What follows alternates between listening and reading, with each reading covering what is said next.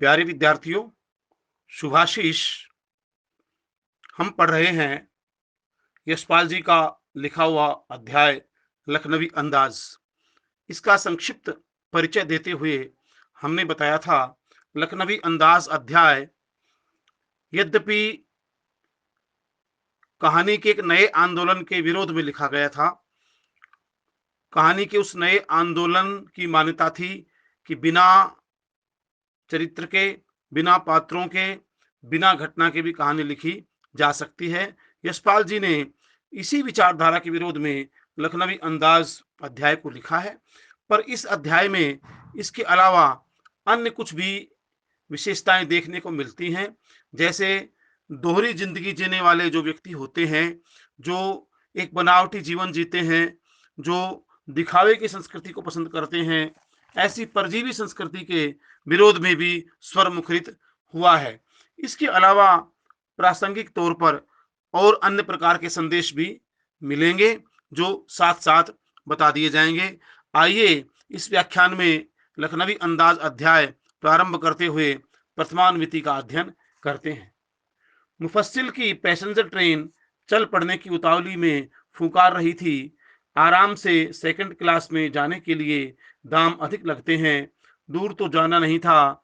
भीड़ से बचकर एकांत में नई कहानी के संबंध में सोच सकने और खिड़की से प्राकृतिक दृश्य देखने के लिए टिकट सेकंड क्लास का ही ले लिया। गाड़ी छूट रही थी। सेकंड क्लास के एक छोटे से डिब्बे को खाली समझकर जरा दौड़कर उसमें चढ़ गए। अनुमान के प्रतिकूल डिब्बा निर्जन नहीं था। एक बर्थ पर लखनऊ की नवाबी नस्ल के एक सफेद पोश सज्जन बहुत सुविधा से पालथी मारे बैठे थे। सामने दो ताजे चिकने खीरे तौलिए पर रखे थे। डिब्बे में हमारे सहसा कूद जाने से सज्जन की आंखों में एकांत चिंतन में विघ्न का असंतोष दिखाई दिया। सोचा, हो सकता है यह भी कहानी के लिए सूझ की चिंता में हो या खीरे जैसी अपदार्थ वस्तु का शोक करते देखे जाने के संकोच में हो। सबसे पहले लेखक कहते हैं कि पैसेंजर ट्रेन में चढ़ने की उतावली थी। लेखक और नवाबी किस्म के व्यक्ति उस ट्रेन में एक साथ बैठते हैं। गाड़ी फुकार रही थी, अर्थात चलने की तैयारी में थी। आराम से सेकंड क्लास में जाने के दाम अधिक लगते हैं। दूर तो जाना नहीं था। भीड़ से बचकर एकांत में नई कहानी के संबंध में सोच सकने और खिड़की से प्राकृतिक दृश्य देख सकने के लिए टिकट सेकंड क्लास का ही ले लिया। लेखक कहते हैं, बहुत दूर जाना नहीं था, इसलिए सेकंड क्लास का टिकट ले लिया। सेकंड क्लास में उस समय कुछ शांत वातावरण रहता होगा, अतः लेखक चाहते थे कि खिड़की के पास बैठ करके, क्योंकि जो थर्ड क्लास डब्बा होता है उसमें भीड़ अधिक होती है, अतः वो चाहते थे खिड़की के पास बैठ करके डिब्बे से कुछ प्राकृतिक दृश्य भी देख लिए जाएं और नई कहानी के संबंध में भी सोचने का अवसर प्राप्त होगा। ये वही नई कहानी की चर्चा कर रहे हैं जिस नई कहानी की मान्यता यह थी, अथवा उस नई कहानी के मानने वालों की मान्यता यह थी, उस वर्ग की, लेखकों के उस वर्ग की, कि बिना घटना के, बिना पात्रों के भी कहानी लिखी जा सकती है। इसी का नाम नई कहानी दिया है।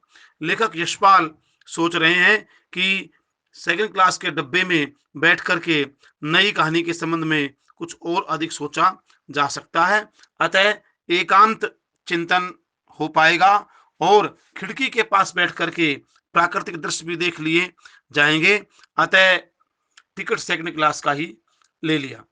लेखक ने सोचा था कि शायद डब्बा खाली होगा, इसीलिए एक डब्बे को खाली समझ करके लेखक उसमें चढ़ गए दौड़ करके। ये लिखते हैं, पर कहते हैं अनुमान जो था उसके प्रतिकूल ही वास्तविकता निकली, अर्थात डब्बा निर्जन नहीं था। हालांकि उसमें बहुत अधिक भीड़ नहीं थी, पर एक लखनवी नवाब बैठे थे। नवाबी किस नस्ल लिखा है यहाँ, नस्ल एक छोटा सा हल्का सा व्यंग इसमें उद्घाटित होता है कि नवाबी नस्ल के व्यक्ति बैठे थे। नवाबी नस्ल का व्यक्ति का अर्थ है बहुत सुख सुविधा से और बहुत आराम पसंद जिंदगी जीने वाले व्यक्ति थे। इसमें दिखावे का भी संकेत मिलता है। तो कहते हैं डब्बे में जब हम गए तो नवाबी नस्ल के एक व्यक्ति बैठे थे, उनके सामने एक तौलिया बिछा हुआ था और तौलिए पर 2 चिकने खीरे रखे थे। खीरा एक खाने का हम कहें सब्जी होती है, जो हम सलाद के रूप में रोज प्रयोग करते हैं। तो कहते हैं कि इस 2 चिकने खीरे सामने रखे थे, ताजे खीरे थे। हम जो ही सहसा डब्बे में कूदे तो नवाबी किस्म के जो नवाब साहब बैठे थे, उनकी आंखों में असंतोष का विघ्न दिखाई दिया। ये इस बात का संकेत करता है कि कहीं न कहीं डिब्बे में वे किसी और को सहन नहीं कर सकते थे। हो सकता है वे नवाब साहब के लेखक के आने से कुछ असुविधा महसूस कर रहे हों, ऐसा लेखक को दिखाई दिया। पर लेखक कहते हैं कि उनकी आंखों में असंतोष क्यों दिखाई दिया होगा, इसके वो 2 कारण देते हैं, जो प्रश्नोत्तर करते समय हमारे काम आएँगे। सबसे पहले वो कहते हैं कि जिस प्रकार से लेखक नई कहानी के संबंध में सोचने के लिए सेकंड क्लास का टिकट लिए लेकर के सेकंड क्लास के डब्बे में बैठे हैं, उसी प्रकार से नवाब साहब भी शायद नई कहानी के विषय में सोचने के लिए ही सेकंड क्लास के डिब्बे का टिकट लेकर के बैठे हों, अथवा वे एक सामान्य व्यक्ति के सामने खीरे जैसी अपदार्थ वस्तु को कैसे खाएं, इस बात का भी संकोच होगा। यहाँ खीरे को अपदार्थ कहा गया है। प्रश्न बनता है कि प्रस्तुत पाठ में खीरे को अपदार्थ क्यों कहा गया है। यहाँ अपदार्थ का अर्थ है कि खीरा एक ऐसी सब्जी है, एक ऐसा फल है जो सलाद के रूप में भारत की आम जनता खाती है। नवाब लोग विशेष तौर पर महंगे-महंगे फल अथवा सूखी मेवा आदि खाया करते हैं। खीरे जैसी वस्तु को भारत का आम मजदूर वर्ग या निम्न वर्ग तक भी उसको खाता है। अतः हो सकता है नवाब साहब को यह चिंता लग गई हो कि वे एक नवाब होकर के खीरे जैसी अपदार्थ वस्तु का सेवन कैसे करें, या खीरे जैसी अपदार्थ वस्तु को या खीरे जैसी सामान्य तुच्छ सी वस्तु को जब वे खाएंगे तो कहीं न कहीं लेखक को ऐसा लगेगा कि ये नवाब नहीं है, अपितु एक साधारण ही व्यक्ति हैं। यानी उनकी नवाबी पर कहीं न कहीं प्रश्न चिन्ह लग जाएगा। यहाँ पर 2-3 प्रश्न हमारे सामने आते हैं। इसमें सबसे पहले तो लेखक कहते हैं कि वे डिब्बे में क्यों चढ़े थे? यानी सेकंड क्लास के डिब्बे में वो क्यों चढ़े थे? उसके 2 कारण देते हैं। एक तो वो कहते हैं कि नई कहानी के विषय में कुछ सोचने का अवसर मिलेगा, इसलिए चढ़े थे, अथवा इसके साथ-साथ वे खिड़की के पास बैठ कर के प्राकृतिक दृश्यों को भी देख सकेंगे। लेखक प्रकृति प्रेमी होते हैं, प्रकृति के प्रिय होते हैं और डिब्बे की खिड़की के पास जब बैठते हैं तो प्रकृति अपने पूरे विराट रूप में दिखाई देती है। फिर खिड़की के पास बैठने का आनंद भी कुछ और ही होता है। अतः लेखक को ऐसा लगा कि प्राकृतिक दृश्य भी देखे जा सकेंगे और नई कहानी के संबंध में कुछ और सोचने का भी अवसर प्राप्त होगा। इसके साथ-साथ लेखक को क्यों लगा कि नवाब साहब उनके आने से असुविधा महसूस कर रहे हैं? क्योंकि उन्होंने अपनी आंखों में असंतोष के भाव झलकाए थे। और भी कारण आएंगे अगली अनुवृत्तियों में, पर असंतोष के भाव देखने में आए थे। नवाब साहब एकांत में क्यों बैठे थे?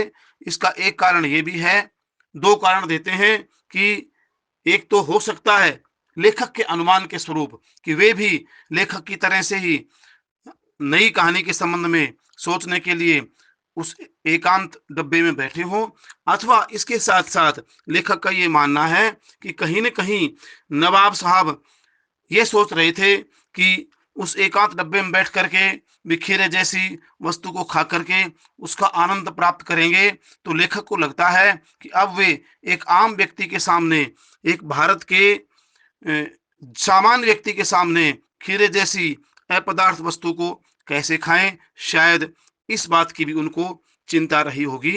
प्यारे विद्यार्थियों, प्रथमान्विति में आपने नवाब साहब के संबंध में संक्षिप्त परिचय पढ़ा और लेखक के सेकंड क्लास डब्बे में आने से कौन से भाव झलके हैं, इसके बारे में भी आपने पढ़ा है। इसी अध्याय की आगामी अनुवृत्तियों के अंदर लखनवी अंदाज अध्याय को और अधिक स्पष्ट रूप से हम समझेंगे। आपसे मुलाकात होगी अगले व्याख्यान में। तब तक के लिए नमस्कार, शुभाशीष।